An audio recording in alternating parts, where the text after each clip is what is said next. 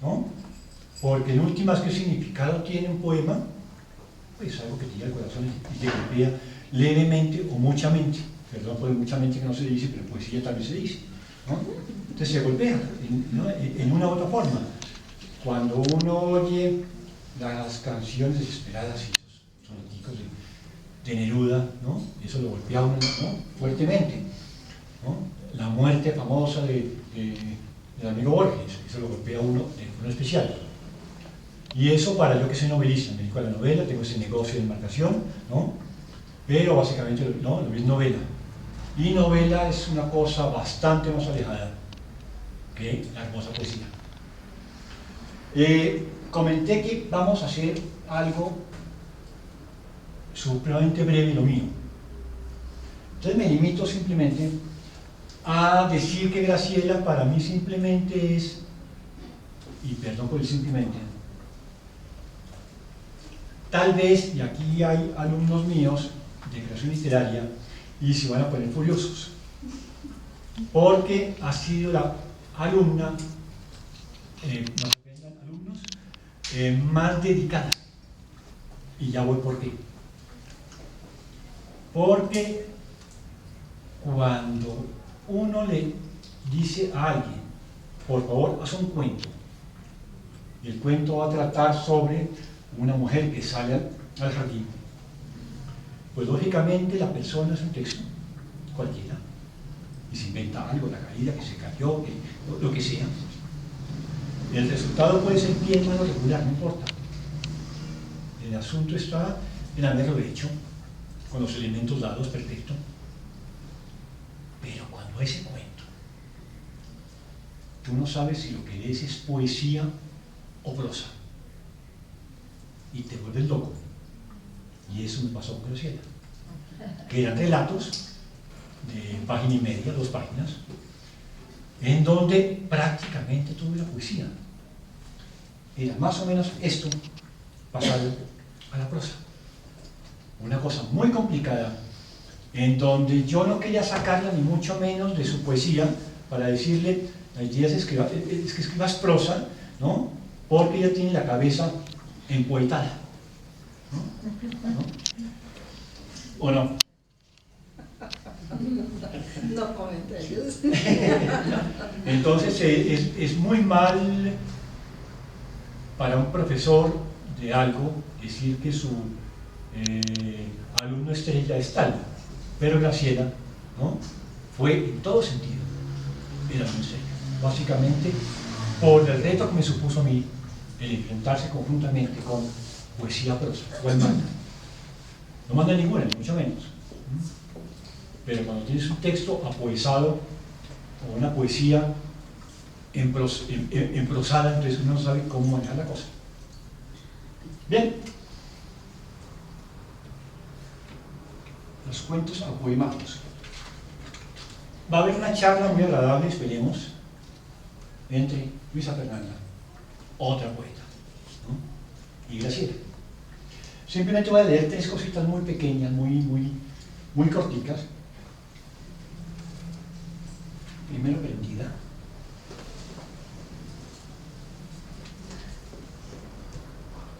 Perdón, las gafas, ¿no? Elementos de la edad.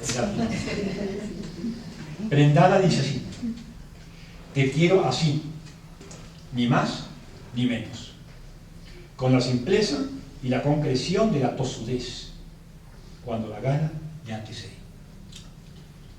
¿Por qué traigo a colación ese pequeñísimo poema? Porque es lo de Graciela, la tosudez y la gana, ¿no? Gana de escribir, ¿no? y se empeña, ¿no? Y a punta de peleas a puesto. Y sigo con uno muy hermoso, porque en últimas el asunto está en qué es la literatura y qué es la poesía y qué es la filosofía. Entendía yo, desde el principio, la comprensión de la vida, ¿no? ¿Qué es la vida? Y hay un poema sobre la vida. Ahora hay una copita de vino, entonces tiene mucho que ver con esto de acá. porque para Graciela la vida es esto, se llama la vida. La vida antes del sol siempre ha sido.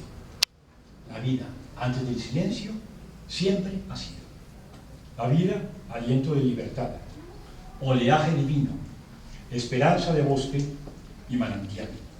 Fue, es y siempre ha sido. Es contundente, muy muy hermoso. Solo leo este de ella porque ahorita habrá lugar a más y más importantes y más fuertes. Pero acabo esto con otro poema muy diciente frente al tema Graciela. Y es muy hermoso. Se llama Aviso. Como una luz a lo lejos en una noche oscura. Como la primera chispa de un fuego que se inicia. Como un aviso de luciérnagas al atardecer. Como un gato vagabundo salir de la noche. Llegaste. Entonces, básicamente, ¿no? Llegaste al mundo de la poesía. Bienvenida. Gracias. Gracias. Gracias.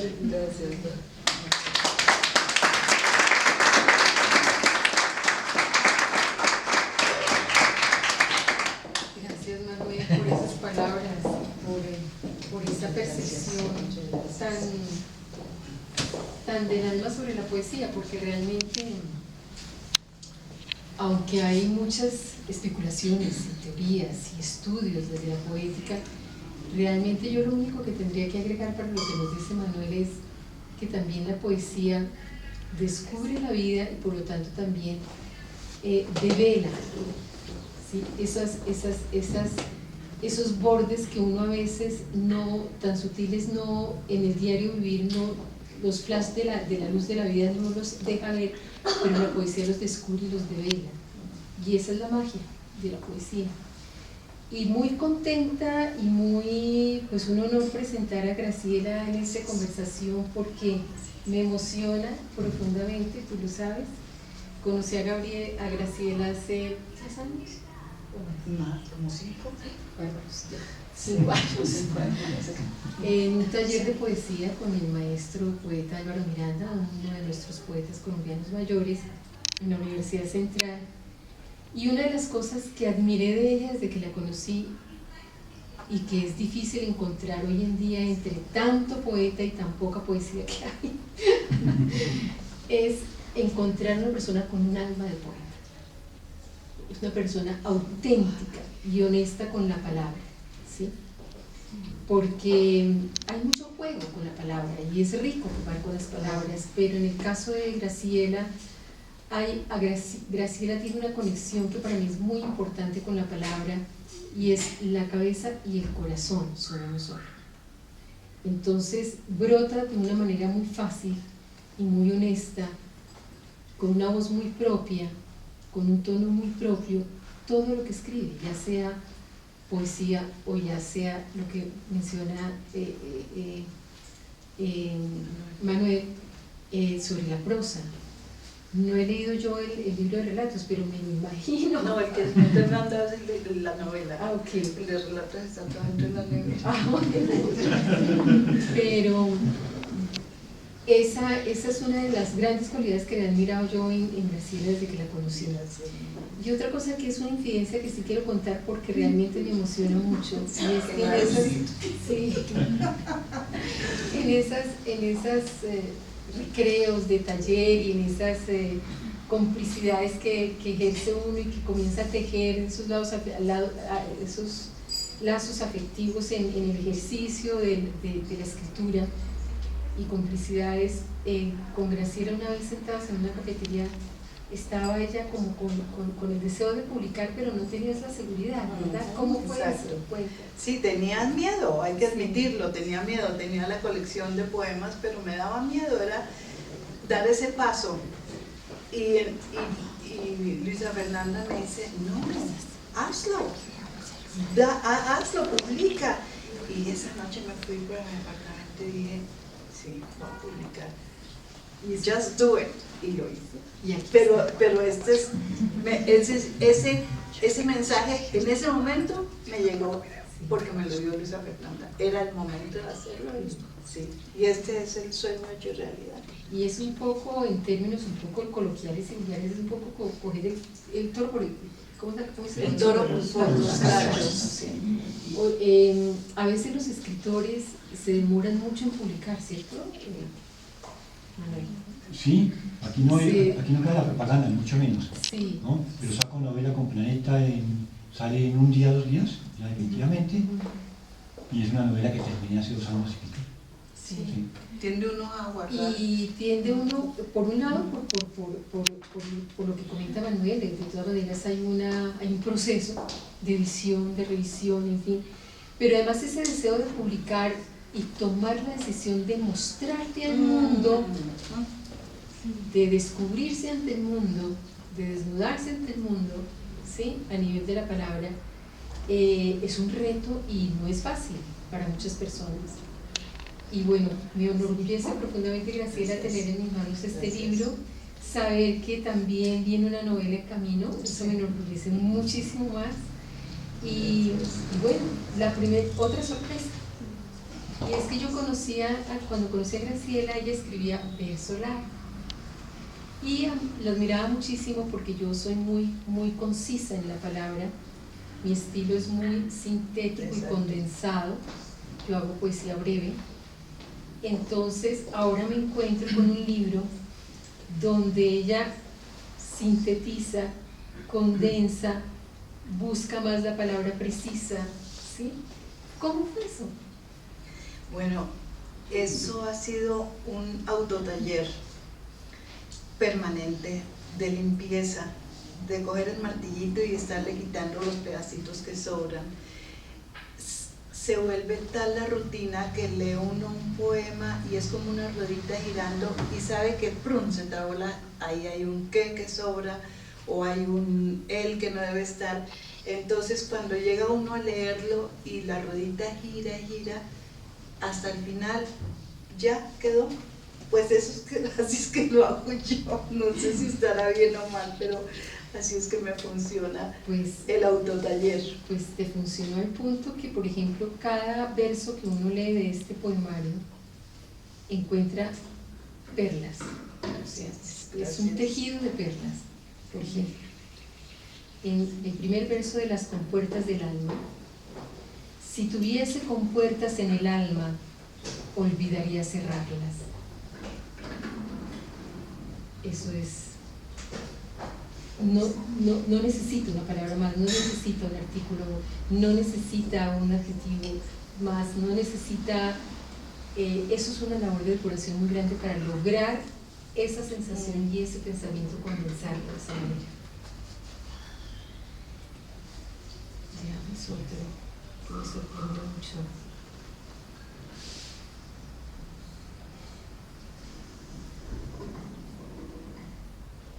El romero y la caléndula se abren al claror.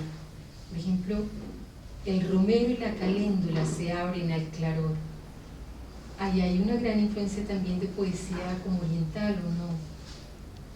Sí, bueno, soy una gran admiradora de los poetas chinos, me fascina la poesía, la belleza de la descripción, esos lagos, esos ríos, esos árboles, esos sauces no tienen comparación. El poemario chino es digno de conocerse y tuve ocasión de hacer unos talleres sobre poesía china y me aficioné a leerlo y creo que sí he tenido alguna influencia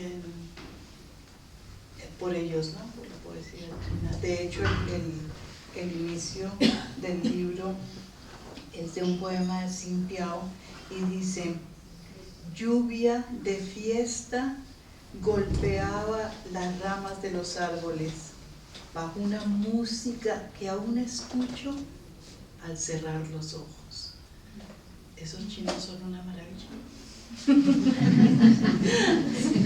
Bueno, una pregunta curiosa que quería preguntarte antes de hablar del título del libro. Tenemos 11 cantos en el libro.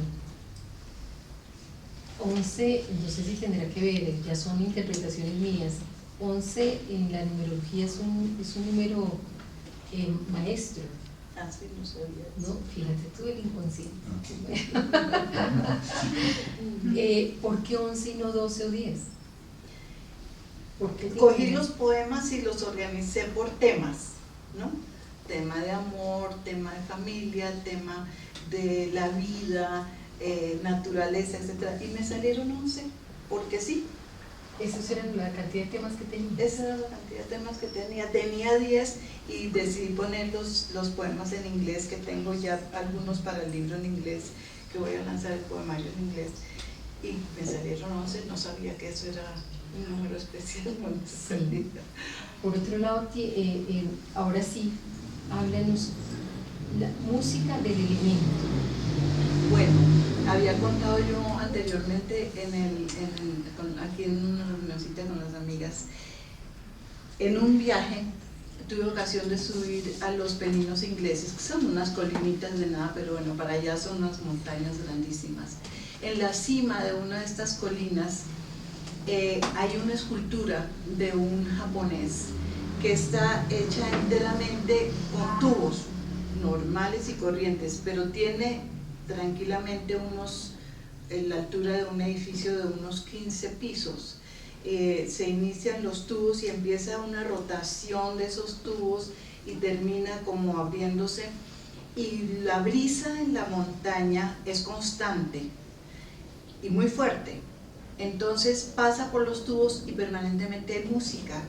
Y si la brisa baja un poquito, las tonalidades bajan, porque entonces coge tubos más pequeños o tubos más grandes, y está uno ahí sentado oyendo la música más espectacular, y estando ahí dije, sale música del elemento, y quedó un verso, le escribí un poema a esta escultura, y uno de los versos es música del elemento. Entonces me pareció que nosotros somos elementos también, entonces este elemento es el nuestra música, ¿no?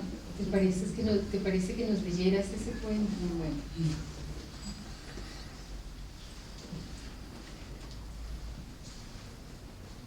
Yo me paro porque es que yo no sé leer sentado. 96.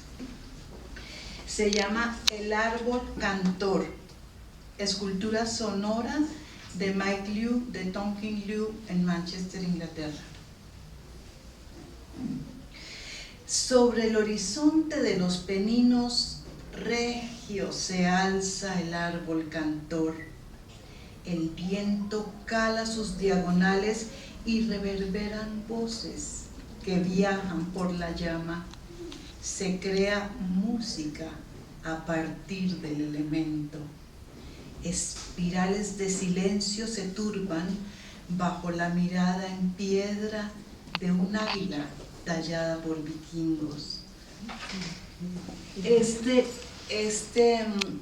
Escultura está en la cima, y para llegar allá hay un camino por los Peninos que fue un camino de vikingos hace tiempos, y como no existían pues los mapas y esto, va uno caminando y se encuentra estas piedras talladas por los vikingos con jeroglíficos que indican dónde está uno en ese momento. Entonces alrededor de la escultura coincidencialmente había estas piedras. Y te quiero, a petición pura, personal y egoísta, tal vez porque también me toca mucho emocionalmente, el poema que refiere a tu madre. Me parece precioso.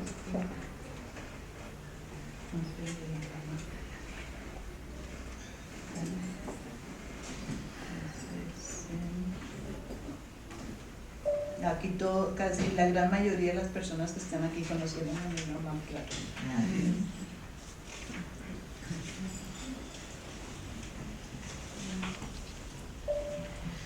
Bueno. Madre, caminamos los años, compartimos el traje de la vida.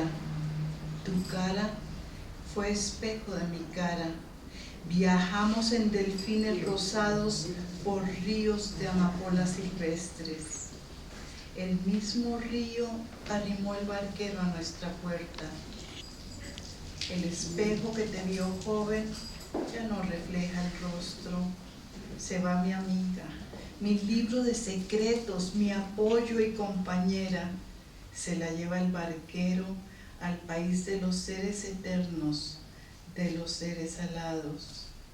Ahora tu recuerdo se extiende como incienso dorado y en mi noche juntas oímos el canto de los astros.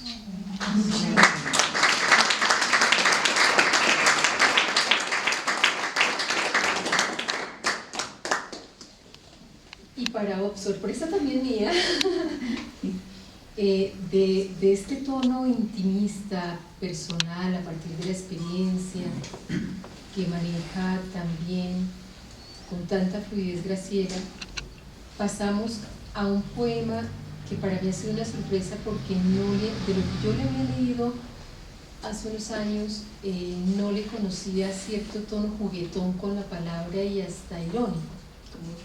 El del gato, sí, ¿qué número? El gato rayado. Es que entonces, mi hija y Rafael tienen un gato rayado y me han pedido que cuando lea poesía lea el gato rayado. Fíjate. Sí, a los amantes de los gatos. El gato rayado. Un gato con rayas erradas, creyéndose tigre, metió su nariz en las hojas carnosas de la mejorana. Ternura minúscula, esencia embriagante. Un estornudo gatuno hizo que volaran las rayas erradas. Quedóse sin rayas maullando su sueño. Se enroscó en el prado cual gato grosero con olor silvestre de la mejorana.